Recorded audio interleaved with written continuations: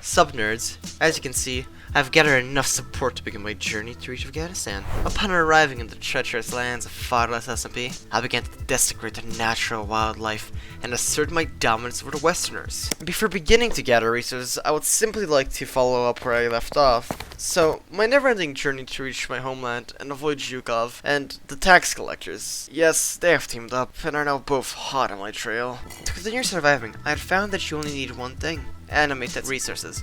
After being in the mine for a couple of hours, I'd come to a grueling realization. I don't know what the fuck I'm doing. How did I come to this realization, you ask? Well, after gathering over a fucking 100 copper ore. Oh god, that's a lot of copper. Only to realize fucking moments later that it serves no functional purpose. Well, maybe I can make it without Andrew. Maybe I will get caught by Zhukov. No, I mustn't think like this.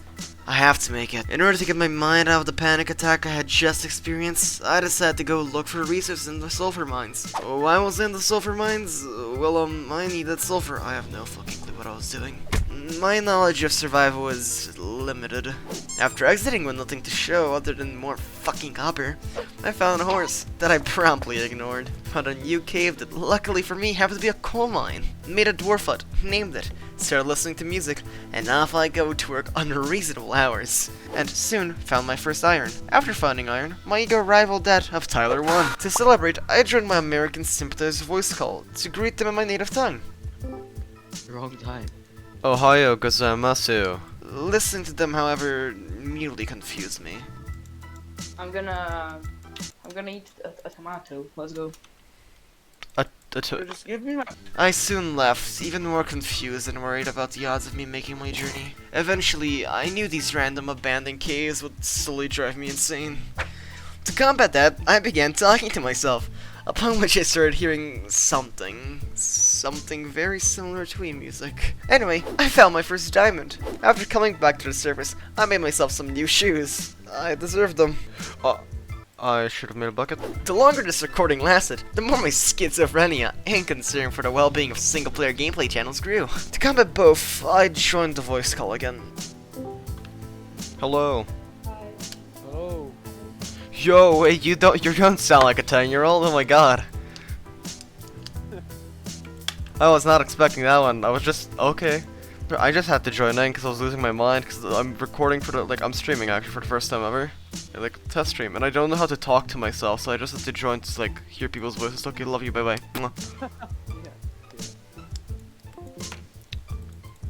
Okay, that man sounds fascinating. Second day of forced labor in the mines was not better. I was still hearing Wii music and even saying to myself, Andrew, edit it out. I have no clue if the Wii music's not out of sync. But also Andrew will probably edit this, it's fine. Soon, I had acquired what I deemed to be valuable resources and began towering upwards. Little did I know this was a grave mistake. For yes, you guessed it, I towered up 10 kilometers away from my hut. And for those of you who do shower and can't translate blocks to kilometers, I'll have you know that was 10k blocks away. After an hour of attempting to find my base, I was forced to cope with the realization that I was further away from Afghanistan than ever before. I began to focus on the small things and not on what truly mattered. Escaping Zhukov. Some emotional damage later, I decided to kill myself. My little tight ass thought I had set my spawn point. The aftermath of this realization was as follows. And be warned, as this has made many grown men cry. Going to cry. With my remaining items in hand and schizophrenia on my side, I abandoned my previous base, saying to myself what my sensei told me many years ago. Why solve your problems when you can run from them? Namaste, sensei. Namaste. And with that I realized, why die in someone else's unsafe and exploitive coal mine when I can die in my own unsafe and exploitive coal mine? Sometime later, to slow down the inevitable hunger pangs, I decided to get in a voice call with my good friend. I need your help, Nate. Nate, the potato pedo. To lighten the mood, I sent him a Monster Girl dating sim. The Monster Girl dating sim is just on itch.io. You want the video game? Here's the video game. I have not played for all of it though. It was then that I truly felt a connection. Though it all changed when I learned one thing. Potato, I might make fun of you because you speak French. So, with that said, I'm happy you wasted valuable time of your day watching this horrible, horrible video. Whoa there! Did you think this video was over? No, no, no. Don't you worry. This video is going to end on a high note. For me. With that said, I'd like to segue into the sponsor of today's video. Nobody sponsored this video. Did you really think anyone would sponsor a runaway child? With an upload schedule as consistent as the best anime to ever be made? Watamote. After unfucking my ass an hour later, I got another voice call, this one being more important than the last ones. Some people wanted me to join their alliance. He Yes? recently joined the server, and apparently he talked to Darcy, and none of them had a team, so they wanted to make like their own.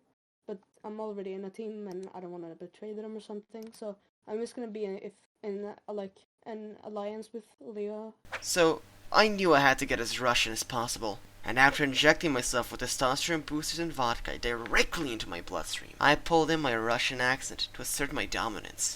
They won't. So, what you're telling me is you're not even working with the individuals that are inviting me to their alliance. You are a middleman in this operation, Or Vanda. I mean, You know what we Slavic people hate the most, yes, Vanda? We hate middlemen. We hate middlemen, Vanda. We hate them. So, after some more talking, I ignored their harassment and left. Okay, thank you, Vanda, thank you. We will contact each other soon. Goodbye. Fucking idiot. Apparently, they didn't get the message, and 5 minutes later, Potato and Vanda called me once more, with Frozzy and Unmorph joining the voice call later on. Who are Frozzy and Unmorph? Well, they're very powerful. Frozzy's a Swedish fuck, and Unmorph has the vocal cords of a lolly. Later, an alliance was formed. Here's all we wanted Vanda to think. So he would end up betraying his team, and land himself a long stay in the gulags. So, to do this, you need...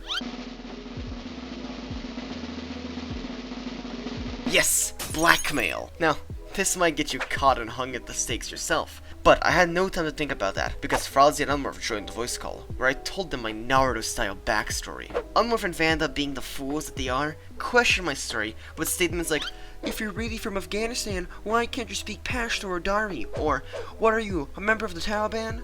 To these questions, I have but one answer.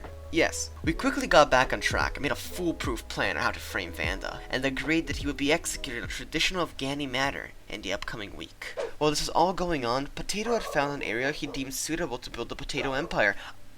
Damn dog! Just a second, I'm so sorry.